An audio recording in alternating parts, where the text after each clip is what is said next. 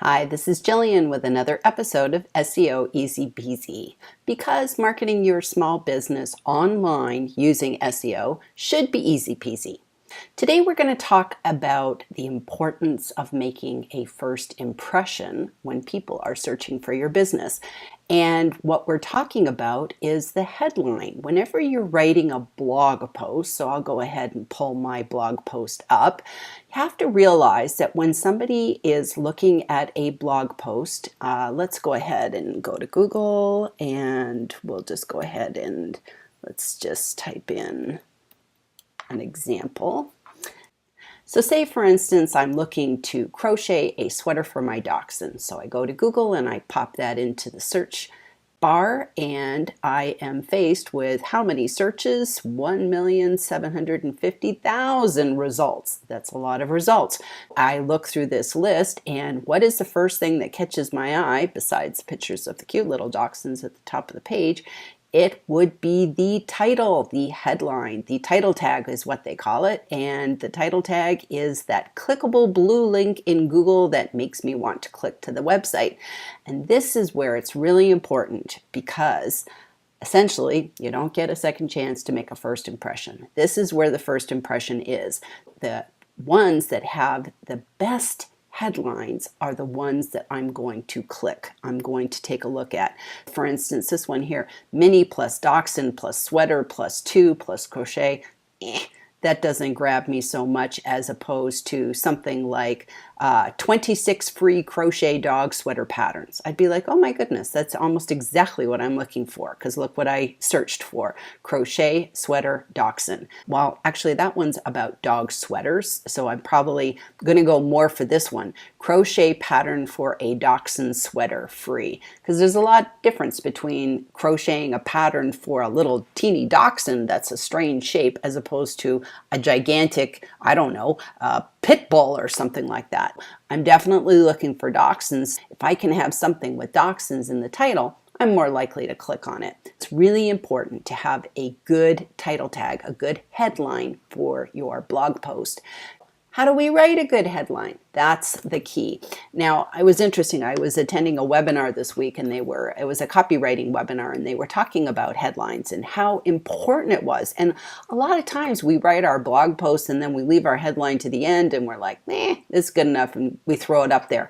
And the webinar, they said, you should actually write 25 different headlines for every single post that you write. And it should, once you kind of get in the flow of writing that many headlines, you'll actually find you can do that in about 15 minutes. So it really doesn't take too long. And it's really important to do this so that probably 20 of them, 24 of them are going to be horrible. You're looking for that one gem that's going to be clickable and make you stand out in the Google search results.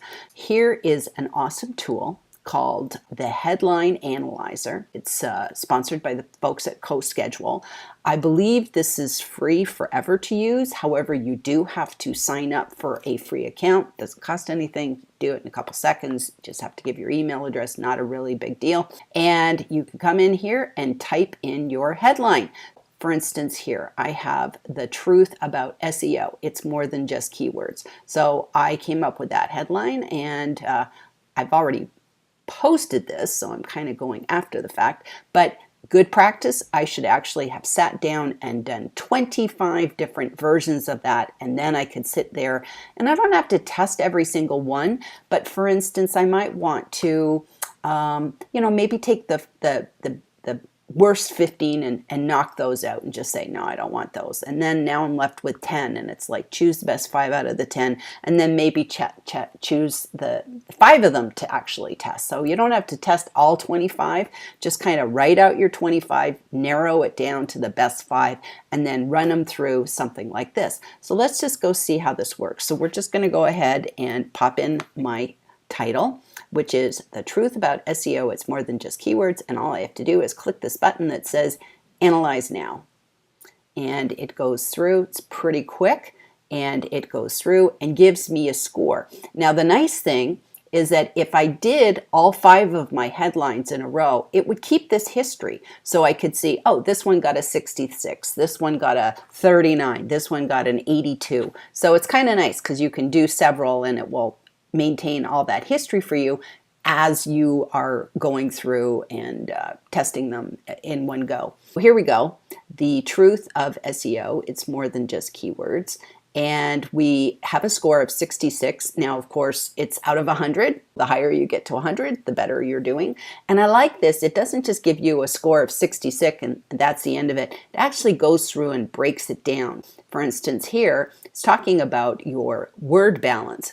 Are you using common words? And then all I have to do is cursor over common and then it explains it for me. I'm learning copywriting skills, great copywriting skills as I'm going through and doing this. And it's telling me that you're trying to get at least 20 to 30% are common words. Everybody understands, so I'm at 33%. So obviously I'm in that range that's close enough. Uncommon words are less frequent, but they're good because they kind of make your headline stand out. You want to aim between 10 and 20%, so I got 11.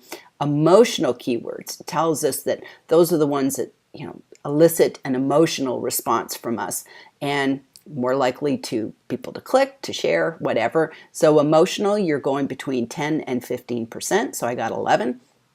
And then the last one is power words. And power words, again, they attract attention, they cause people to act. I'm 0. That is not good. So I need to try and find some different more words that I can add into it. That's something I know I need to work on.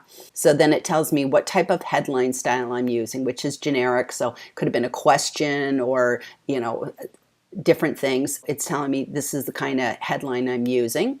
And then they give me some tips here that I can go through and read how to make my headlines more powerful. Well, obviously, if I got a score of 0, that's something I should probably check out and find out how could I have made that more powerful. So maybe it would have been something along the lines about the truth about SEO is it's more than just keywords. You can find out now, something like that.